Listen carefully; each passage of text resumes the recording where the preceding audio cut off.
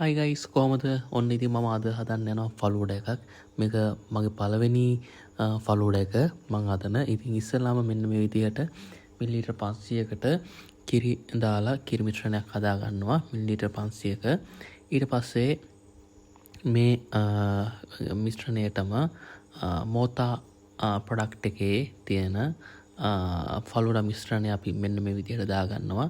ඊට පස්සේ ලිපේ තියාගෙන මෙන්න මේ ආකාරයකට අපි මේ මිශ්‍රණය රත් කරගන්නවා. පෙන උතුරනකම් රත් කරගන්න ඕනේ. පෙන උතුරලා ඉහළට එද්දි මෙන්න මේ විදිහට ඔයගොල්ලන්ට පේනවා. හරිම ලස්සනයි. හරියට කිරි උතුරනවා වගේ. ඉතින් ඊට පස්සේ අපි හදාගත්ත මිශ්‍රණය මෙන්න මේ ආකාරයට සුදුසු ග්ලාස් එකකට දාගන්න පුළුවන්.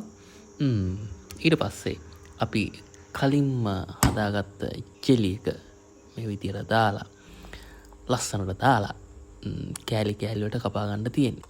මම ඉතින් ජෙලි හදන විදිය මීට කලින් වීඩියෝ එකක කරා ආතල් එකට. ඉතින් ඒ ආතල් එකට හදපු ජෙලි එක තමයි මම මේකට පාවිච්චි කරන්නේ.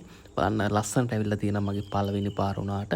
හරි මේ විදිහට හදාගත්ත ජෙලි එක මෙන්න මේ විදිහට කෑලි කෑලි වලට කපලා අපි දා ගන්නවා අපි හදාගත්ත ෆලූඩා මිශ්‍රණයට.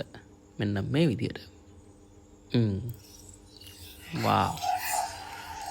ඊට පස්සේ අපි මේ හදාගත්ත ෆලූඩා මිශ්‍රණයට උඩිනුත් මේ විදිහට ජෙලි කෑලි ටිකක් දාගන්නවා. බලන්නකො ලස්සන.